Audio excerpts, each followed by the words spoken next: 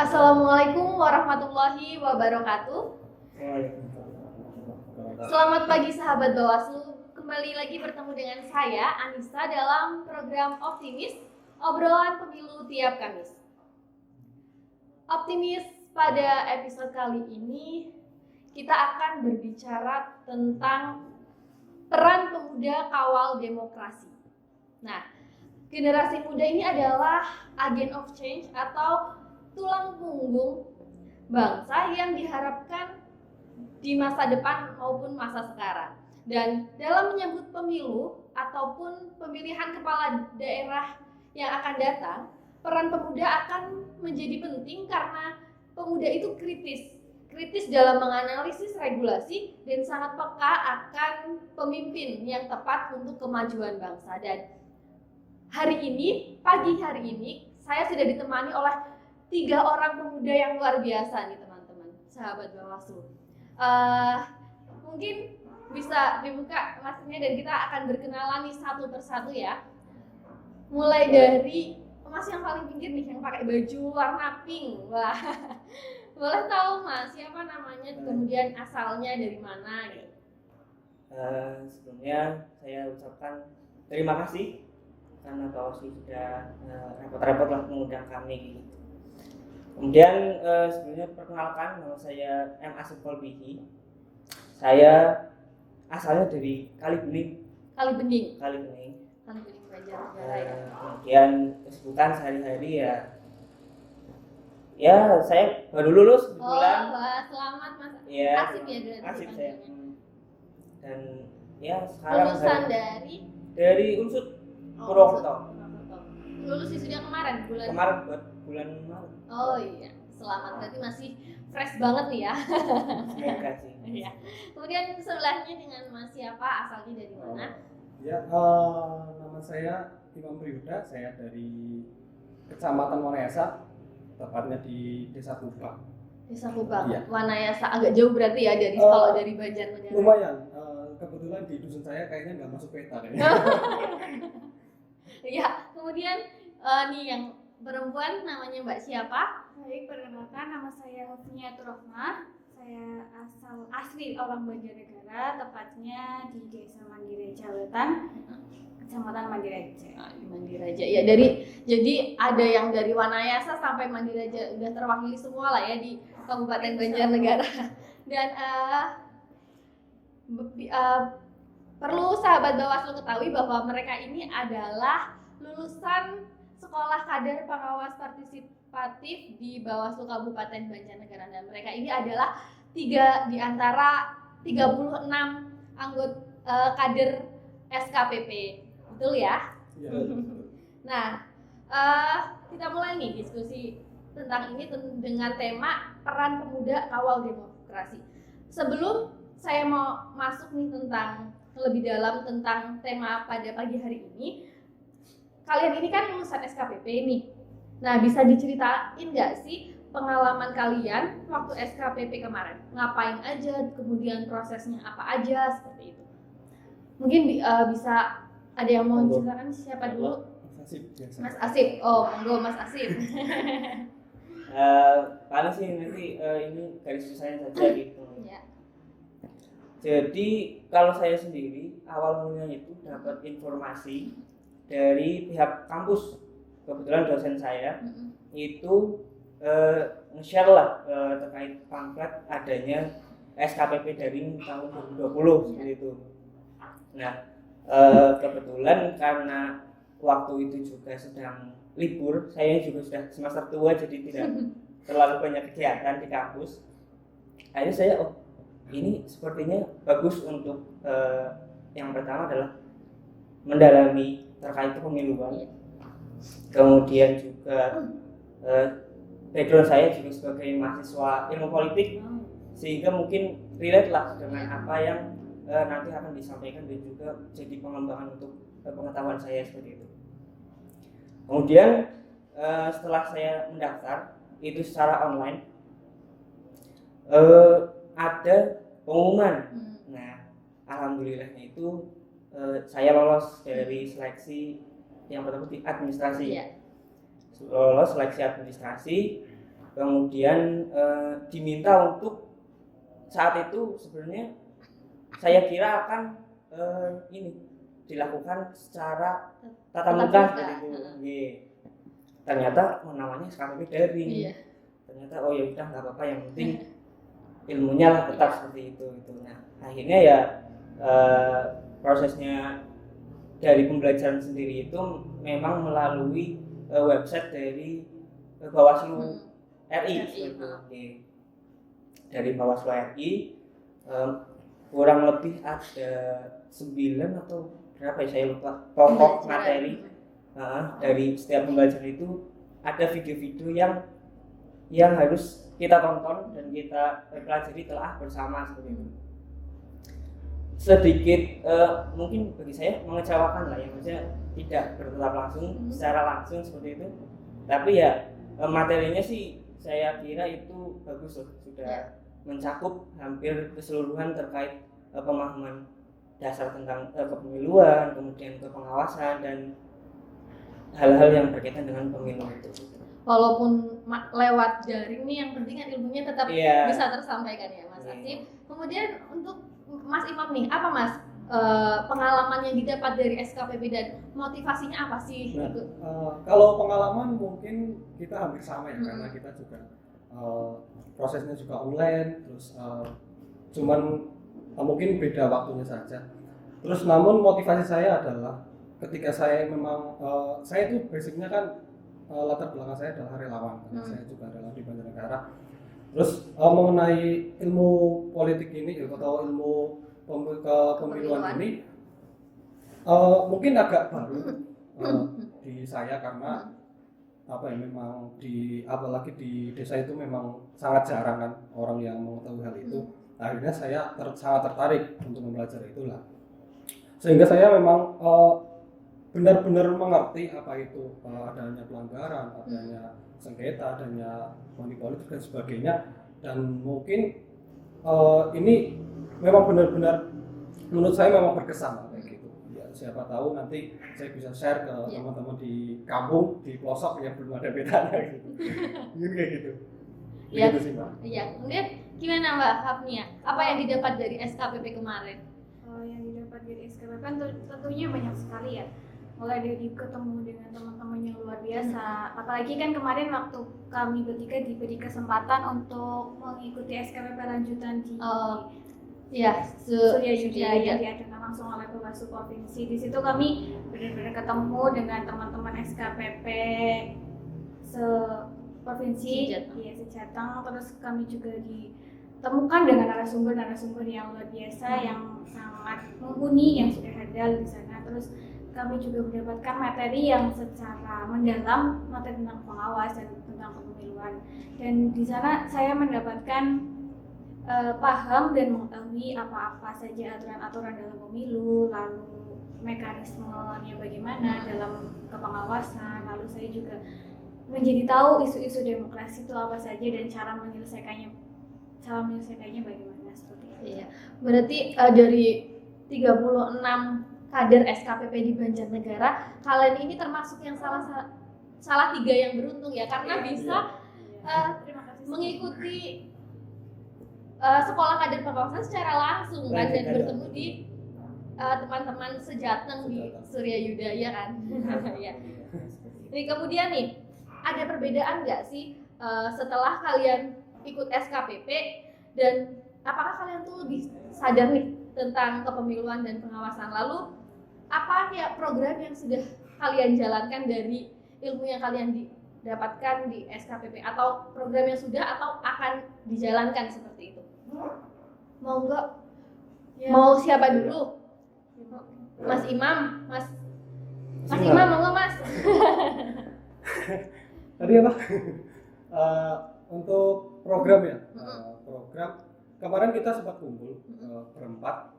Rencananya itu kita memang akan mengumpulkan 30 lebih kader SKPP yang sudah pernah mengikuti daring untuk kelanjutnya seperti apa, untuk menjadi kader-kader selanjutnya di kepemiluan di Banjarnegara terutama.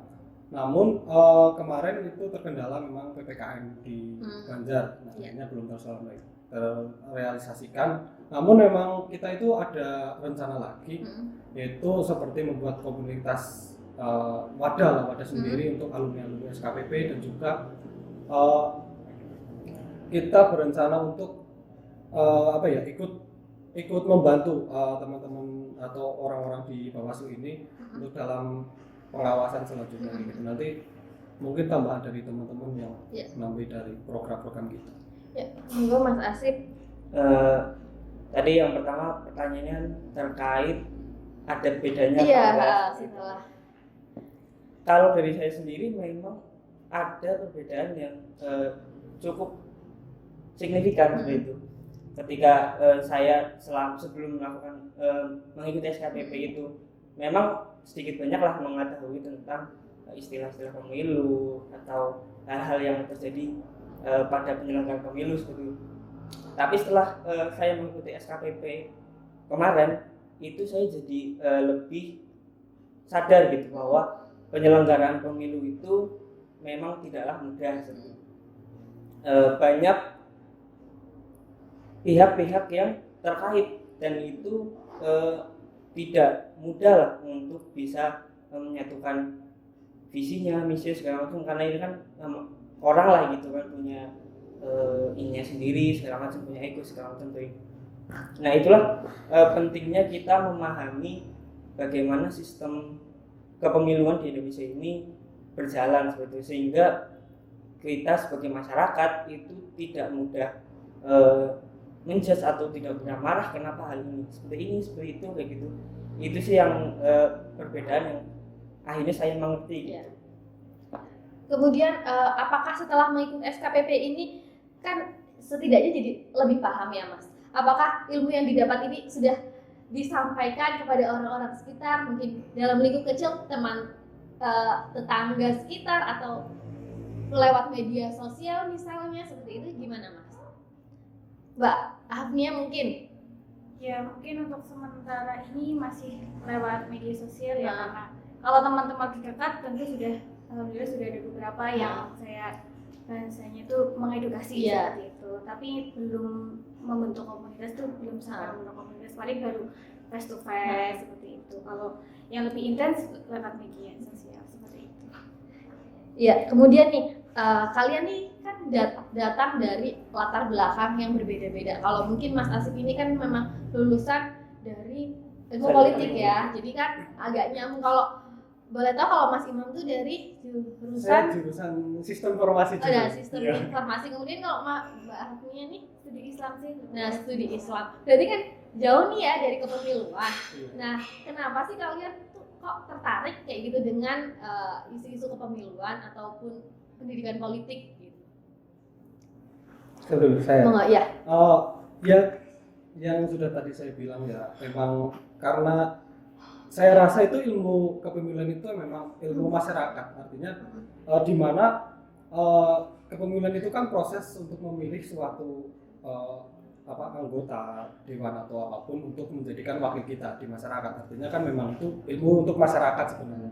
Nah, terkait hal itu saya sangat tertarik untuk mengikuti SKPP ini karena memang hal-hal yang saya rasa di masyarakat itu masih sangat kurang terkait dengan kepemiluan, terkait dengan apalagi kalau di masyarakat seperti di tempat saya itu kan memang masih banyak yang namanya money politika. Itu kan memang sangat bermanfaat lah untuk saya, terutama yang memang justru kalau misalkan yang sudah di passionnya atau misalkan di ilmu politik atau sebagainya itu mungkin sudah agak mengerti. Namun kalau misalkan di kayak saya, apalagi saya orang desa gitu kan memang agak awam, itu memang justru sangat dibutuhkan, sehingga saya sangat tertarik untuk ikut SKP. Iya. Kemudian nih Mbak Hafnia gimana? Kalau saya sendiri itu berangkat dari kegelisahan. Kegelisahan Karena kan saya memang kalau dari pendidikan kayak gitu, ilmu pengetahuan tentang kepemiluan dan pengawasan kan nol. Jadi saya gelisah nih, kenapa kok sampai sekarang masih banyak pelanggaran yang terjadi seperti itu. Sebenarnya ada apa sih? Maksudnya ada apa? Nah dari situ saya termotivasi untuk mengikuti SKPP. Semenjak ada pendaftaran itu saya sangat excited gitu untuk mengikuti seperti itu ya, untuk mencari tahu, untuk memperdalam ilmu-ilmu tentang kepemiluan dan pengawasan seperti itu. Iya. Kemudian untuk Mas Asif nih, kan ada niatan nggak sih Mas besok ini cita-citanya mau jadi calon bupati atau mungkin gitu duduk di DPRD kayak gitu. Kalau cita-cita ya mungkin ada lah ya. Kita tidak bisa menafikan hal-hal yang kenapa saya tertarik dengan dunia kepemiluan segala macam ya. Itu mungkin adalah arahnya ke sana, tapi bukan menjadi satu tujuan yang saklek kayak gitu. Mungkin kan setelah saya belajar terkait kepemiluan bahwasanya tidak harus politik itu tidak harus yang punya jabatan gitu. Sebenarnya bahkan masyarakat itu sendiri kan malah sebagai pemilik kedaulatan di negara demokrasi seperti itu kan. Jadi sebagai masyarakat pun kita juga bisa berpolitik sebenarnya. Jadi tidak perlu harus jadi kepala daerah atau DPR. Ya itu mungkin bonus lah ya kalau misalkan memang ada amanah dari yang Maha Kuasa gitu. Amin ya. Amin. Tapi itu selebihnya bahwa saya sih kepengen lah masyarakat kita itu sadar akan politik, bahwa politik itu adalah sebuah kebutuhan, keharusan bagi masyarakat untuk memahaminya gitu. Karena memang pada dasarnya dalam kehidupan kita sehari-hari pun itu ada politik di sana seperti itu. Karena tapi masyarakat mungkin tidak begitu ngeh kalau itu adalah praktek politik seperti itu. Nah, makanya karena pemilu ini adalah hal yang paling nempel lah di masyarakat, politik ya pemilu. Nah, akhirnya saya mencoba untuk melakukan pendekatan lewat kepemilian ini untuk edukasi politik umumnya gitu. Dan juga ya kayak itulah sebagai rasa sok tanggung jawab saya sebagai sarjana ilmu politik sebenarnya. Sok ada. Jadi nggak sia-sia ya ilmu yang didapat selama 4 tahun. Iya, setidaknya kalau nggak jadi jabat ya bisa jadi tokoh masyarakat yang mengedukasi kawan-kawan. Iya. Mulia sekali ya Mas. Ya kemudian nih berbicara tentang pengawasan partisipatif. Menurut kalian apakah masyarakat saat ini perlu ambil peran dalam pengawasan partisipatif? Kalau perlu kenapa? Mungkin Mbak Afnia. Tadi pertanyaannya adalah apakah masyarakat perlu masuk hadir dalam pengawasan kepemiluan? Saya rasa sangat perlu dan ini sangat penting, karena yang kita tahu asas dari pemilu itu sendiri kan ada luber, jurdil, dan untuk mewujudkan itu semua tentunya membutuhkan semua elemen masyarakat yang ikut andil untuk menyukseskan adanya pilkada yang bersih, yang berdaulat, yang berintegritas seperti itu. Karena berharap kepada pihak Bawaslu saja sekiranya kurang cukup, karena kan dari kita melihat pengawas pemilu di wilayah masing-masing jumlahnya terbatas. Kalau di provinsi sekitar 5-7 orang, terus kalau di kabupaten sendiri 3-5 orang, terus ke kelurahan, ke kecamatan, ke TPS paling hanya 1 di masing tempat. Nah, dari sedikitnya orang itu kan belum tentu bisa mengawasi dari sekian banyak masyarakat di seantero jagat raya kan tidak mungkin. Maka dari itu pentingnya peran masyarakat untuk mengawasi ya di situ, karena yang terjun langsung yang melihat bagaimana aktivitas kegiatan pada saat sebelum pemilu, pada saat hari tenang, dan pada saat pemilu dan sesudah pemilu kan tentu masyarakat yang tahu persis bagaimana kegiatan-kegiatan di situ. Seperti itu. Terutama pemuda ya Mbak, karena pemuda ini biasanya kan lebih aktif dan pasti lebih kritis kayak gitu kan. Ya kemudian untuk Mas Imam gimana Mas?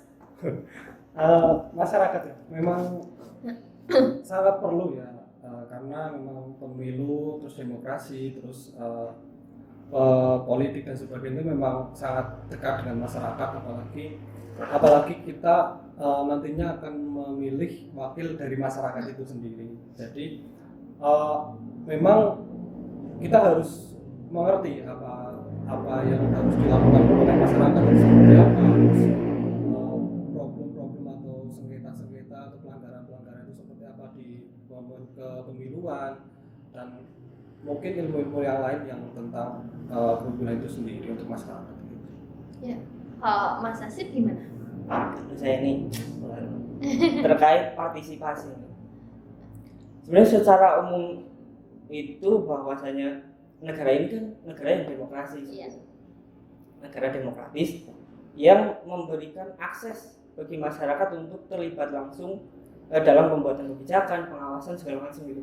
Jadi saya rasa tidak hanya untuk mengawasi jalannya pemilu atau pilkada, peran masyarakat sendiri untuk berpartisipasi adalah bagi saya suatu kewajiban dalam berbangsa dan bernegara seperti itu. Bahwasanya ketika para pejabat ini diberikan amanah, itu ya masyarakat masih punya tanggung jawab untuk mengawasi bagaimana jalannya mereka memerintah, bagaimana kebijakan yang mereka buat seperti itu. Jadi bagi saya bukan hanya dalam tataran pemilu saja atau pemilihan, peran masyarakat untuk berpartisipasi itu sangat penting untuk membangun bangsa Indonesia ke depan lebih baik. Ya nih, kemudian kalian nih mewakili para pemuda nih ya. Menurut kalian apa sih yang harus dilakukan pemuda saat ini untuk kemajuan demokrasi atau untuk kemajuan pemilu ataupun pemilihan yang akan datang? Mungkin Mas Asif, gimana Mas? Pemuda, kita bicara pemuda ini satu entitas masyarakat yang menarik sebenarnya. Bahwa Indonesia katanya dibekali dengan bonus demografi ya. Pemuda yang banyak, anak muda yang banyak, ini suatu bonus yang luar biasa loh bagi Indonesia ke depan. Bahwasanya kita bangsa ini punya calon-calon kader yang banyak untuk bisa membangun Indonesia lebih baik sebenarnya. Kemudian terkait peran pemuda itu sendiri, memang kita melihat usia saja, pemuda ini mungkin yang paling satset dan tidak kelemar-kelemar. Jadi untuk bergerak atau melakukan sesuatu, mereka ini tidak terlalu memikirkan hal-hal yang rumit, sehingga lebih mudah untuk melakukan action lah gitu. Kemudian kritis ini karunia yang dimiliki oleh pemuda, bahwasanya pikirannya masih fresh, mungkin ya, masih bagus, masih punya idealisme. Nah ini yang mungkin orang tua kita sudah turunlah idealismenya gitu. Yang penting bisa hidup segala macam. Kalau anak muda kan belum mikirin itu. Jadi saya rasa tugas pemuda ya untuk belajar bagaimana caranya nanti bisa berguna untuk bangsa dan negara. Salah satunya actionnya adalah mempelajari tentang kepemiluan itu sendiri, betul ya Pak? Ya, kemudian gimana Mas Imam? Ya, peran pemuda. Memang peran pemuda itu sangat sentral, artinya memang benar-benar sangat pokok, apalagi yang sudah dikatakan Mas Asif tadi, yaitu kita mendapatkan bonus demografi. Artinya memang nanti terkait dengan pengembangan kepemiluan, pengembangan kepemerintahan dan juga lain sebagainya itu memang di tangan pemuda itu sendiri. Jadi memang kalau misalkan kita ingin menghasilkan pemimpin kita yang sangat berkualitas dan juga wakil kita yang berkualitas, ya jadi kita harus menjadi pemuda yang berkualitas juga dengan mempelajari terutama misalkan di dunia kepemiluan ya ilmu kepemiluan itu sendiri kayak gitu. Ya. Kemudian gimana Mbak Hafnia nih? Apa sih yang harus dilakukan pemuda untuk kemajuan demokrasi dan kepemiluan? Langkah awal yang harus dilakukan pemuda itu adalah sadar bahwa diri itu adalah pemuda. Karena sejarah mencatat pemuda itu yang tadi disampaikan oleh Mbak Nisa, agen of change, agen perubahan untuk kebaikan, untuk perbaikan bangsa dan negeri ini. Jadi jika para pemuda sudah sadar bahwa dirinya itu adalah pemuda, maka nantinya akan keluarlah gagasan-gagasan baru, gagasan-gagasan yang cemerlang, ide-ide yang baru untuk melakukan perubahan-perubahan seperti itu. Apalagi sekarang ada tuh yang khusus dalam demokrasi, dalam kepemiluan itu ada masih banyak money politik. Bisalah para pemuda bikin konten-konten kreatif yang isinya tentang anti money politik dan lain sebagainya seperti itu. Apalagi saat benar ya seperti apa yang dikatakan Mbak Hafnia. Apalagi saat ini pemuda biasanya kan eksis banget nih di sosial media. Iya kan, sosial media. Nah, salah satunya bisa untuk lewat media sosial kita berbagi ilmu ataupun mengajak teman-teman untuk pesan-pesan tentang anti politik uang seperti itu ya Mbak Nia ya. Ya kemudian pertanyaan terakhir nih, pesan untuk pemuda atau teman-teman kalian yang saat ini tuh masih apatis sama pemilu. Gimana? Siapa dulu? Ya monggo Mas Imam deh kalau gitu. Pesan pemuda ya, memang ayolah kita bareng-bareng memperbaiki sistem kepemiluan ini dengan berpartisipasi, terutama di masyarakat kita sendiri, karena masyarakat kita adalah masyarakat pemuda juga, karena sebagian besar masyarakat juga adalah pemuda. Mari kita perbaiki dengan kita mencoba mempelajari tentang ilmu kepemiluan, tentang bagaimana prosesnya, dengan mengerti dari proses pemiluan itu sendiri, dari pelanggaran itu sendiri dan sebagainya.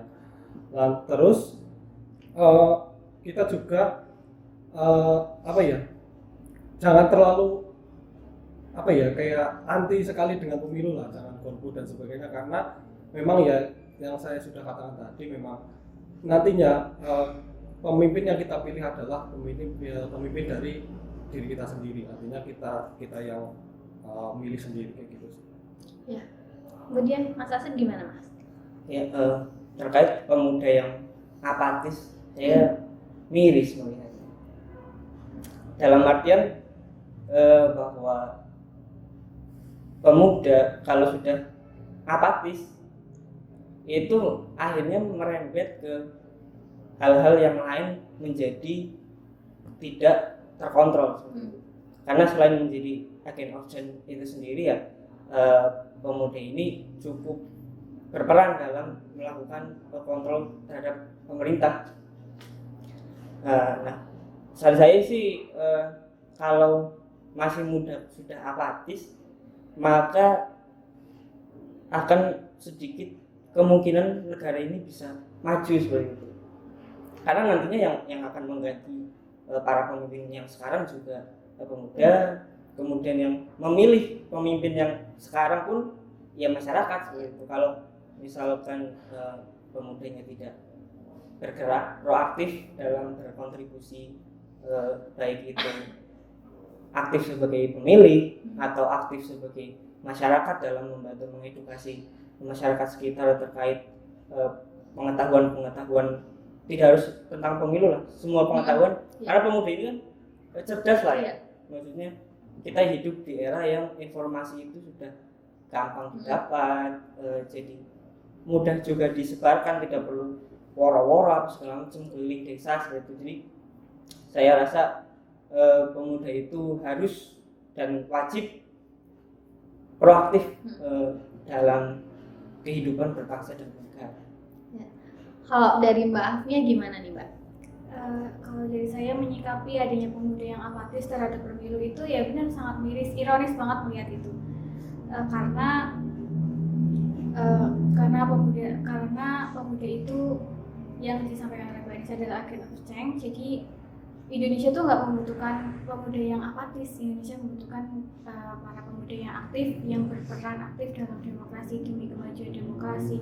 Jadi langkah yang harus dilakukan pertama yaitu gunakan hak suara, karena satu suara dari pemuda itu menentukan masa depan bangsa seperti itu. Lalu selain aktif di kepemiluan seperti tadi jangan golput, bisalah para pemuda aktif untuk menonton konten-konten yang berbau tentang kewawasan dan kepemiluan, seperti akun YouTube Bawaslu Banjarnegara. Di sana kita bisa nonton berbagai video yang mengedukasi seperti itu. Betul. Terima kasih Mbak Hafnia nih udah sekalian dipromosiin YouTube Bawaslu Banjarnegara. Baik sahabat Bawaslu, dari perbincangan saya tadi dengan 3 orang pemuda, bahwasannya demokrasi ini harus dikawal oleh pemuda. Politik yang tidak sehat pun harus diberantas oleh pemuda. Suara rakyat harus dilindungi oleh pemuda tanpa adanya tekanan dari luar dan dalam sehingga rakyat merasa aman. dan jadilah pemuda yang bermanfaat untuk negeri.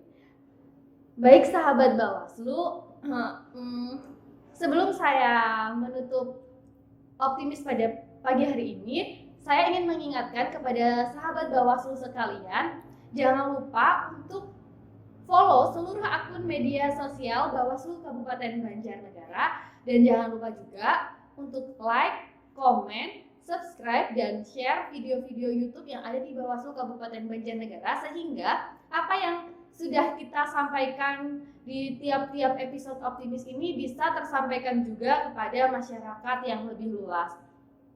Untuk Mas Asif, Mas Imam, dan Mbak Hafnia, saya terima atas nama optimis, terima kasih karena sudah menyempatkan datang nih jauh-jauh dari Wanayasa, Kalibening, dan Mandiraja untuk berbincang di optimis pada pagi hari ini. Terima kasih ya Mas, Mbak. Nah, sekian optimis pada hari ini. Saya Anissa pamit undur diri. Wassalamualaikum warahmatullahi wabarakatuh. Waalaikumsalam warahmatullahi wabarakatuh. Annyeong. Terima kasih.